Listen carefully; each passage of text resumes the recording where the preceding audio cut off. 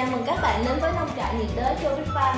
Từ nông trại đến bàn ăn là công thức chung mà công ty chúng tôi đang hướng đến. Được kiểm nghiệm và chứng nhận nông nghiệp hữu cơ bởi TDC.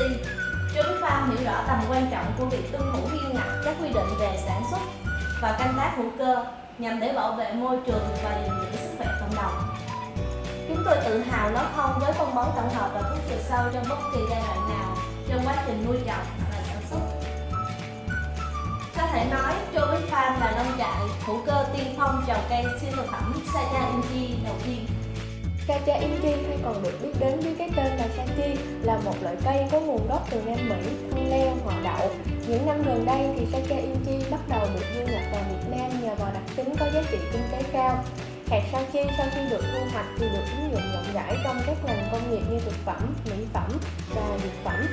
Như vậy, để tìm hiểu kỹ hơn về quy trình canh tác hữu cơ của Sacha Inchi, mời các bạn theo chân của bọn mình nhé.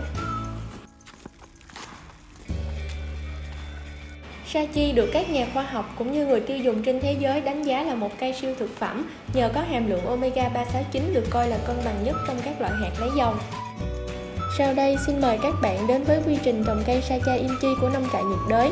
Hạt Sachi sau khi được chọn lọc kỹ lưỡng từng hạt thì được ươm mầm vào bầu đất đã được khử trùng và trộn vi sinh. Thông thường thì hạt sẽ nảy mầm và ngoi lên khỏi mặt đất khi mà cây đạt được từ 2 đến 4 tuần tuổi. Khi cây đạt được 2 tháng tuổi thì như các bạn có thể thấy là cây cao từ 50 đến 70 cm, nhánh cũng bắt đầu vươn dài. Lúc này công nhân sẽ bắt giàn leo cho cây. Để giữ độ ẩm cho cây thì người công nhân sẽ ủ cỏ, rơm và lục bình khô dưới gốc cây. Khi cây đạt được 4 tháng tuổi thì cây đã bắt đầu leo giàn, người công nhân sẽ bắt đầu ngắt bỏ bớt độc để kích thích cho cây ra nhiều nhánh hơn. Thông thường thì cây sẽ cho ra hoa từ 5 đến 6 tháng tuổi. Khi cây đạt được từ 8 tới 9 tháng tuổi thì người công nhân sẽ bắt đầu thu hoạch trái Sachi. Trái Sachi khi chín thì sẽ có màu vàng nâu, thông thường có từ 4 đến 6 cánh. Việc trái Sachi có từ 4 đến 6 cánh là phụ thuộc vào tạo hình của hoa. Khi quả màu xanh chuyển thành màu nâu và tách vỏ ngoài thì sẽ tiến hành thu hoạch.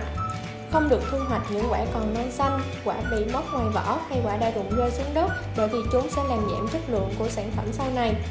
Quả thu hoạch về phơi dưới ánh nắng mặt trời hoặc sấy khô đến độ ẩm từ 13 đến 15% rồi tiến hành bảo quản nơi thoáng mát.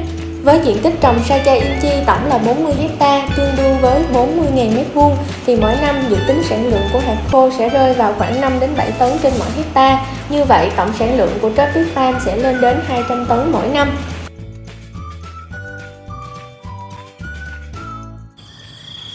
Sau khi các bạn đã tìm hiểu xong quá trình ươm giống, trồng và thu hoạch Sachi như thế nào thì tiếp theo mình xin mời các bạn theo chân mình đến tham quan trang trại nuôi bò sinh sản.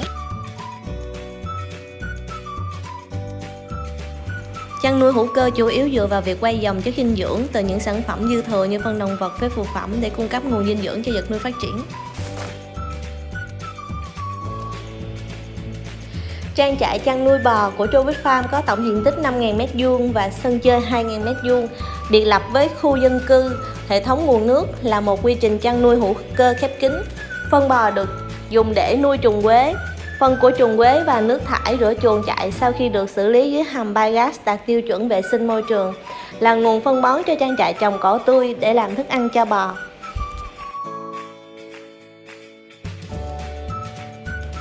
Với mô hình chăn nuôi khép kín này, Tropic Farm không sử dụng đến thức ăn chăn nuôi công nghiệp mà sử dụng hoàn toàn là sản phẩm nông nghiệp sạch.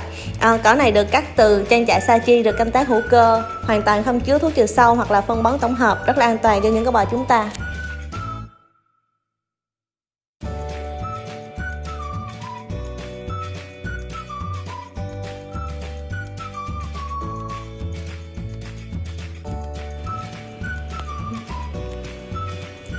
Đây là chú bò con khoảng 5-6 tháng tuổi.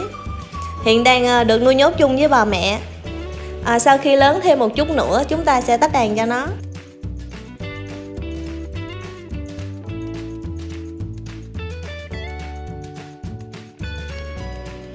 Đây là khu vực trồng cỏ tươi cho bò, được canh tác theo phương pháp hữu cơ, gồm có 3 loại cỏ chính: cỏ vôi, cỏ xạ lá lớn, cỏ xạ lá nhỏ.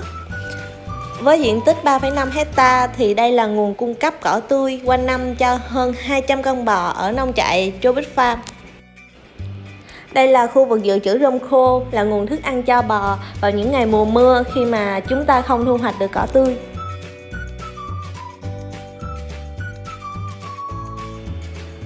Với số lượng 200 con bò như hiện nay thì lượng phân thải hàng ngày là nguồn thức ăn dinh dưỡng dồi dào cho trang trại nuôi trùng quế hơn 1.200 m². Sau khi phân trùng quế thải ra thì sẽ được dùng làm phân bón hữu cơ cho cây sa chi, bón cho cỏ, bón cho những cây trái xung quanh vùng và cung cấp cho các công ty liên kết khác. Khi phân được thu gom và di chuyển đến khu vực nuôi trùng quế thì chúng ta cần xới phân và trộn với chất độn để làm thức ăn cho trùng quế.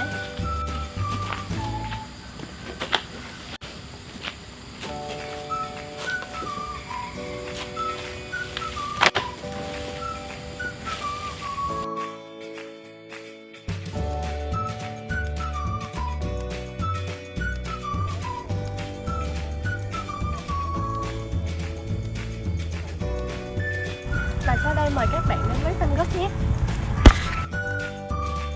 Gấc được biết đến là một loại quả có hàm lượng các chất dinh dưỡng cao trong việc bổ sung và duy trì sức khỏe của đôi mắt.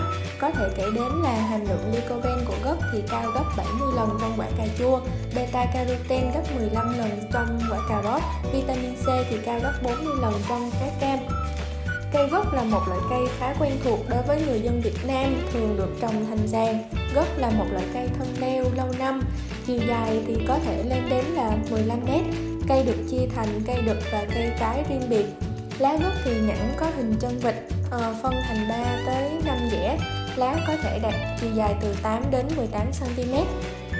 Thông thường thời vụ trồng gấc sẽ bắt đầu từ tháng 2 dương lịch, cho hoa vào khoảng mùa hè và mùa thu, trái sẽ chín vào mùa đông.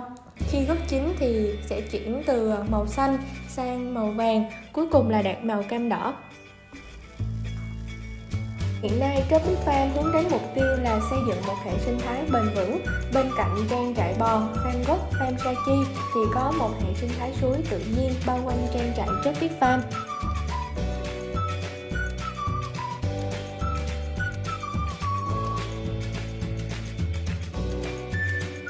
Nói về quy định canh tác hữu cơ Sacha Inchi, chúng ta cần tuân thủ những quy định nghiêm ngặt, trong đó phải kể đến là vùng trồng Sacha Inchi thì phải tách biệt với các vùng trồng khác bởi vùng đệm.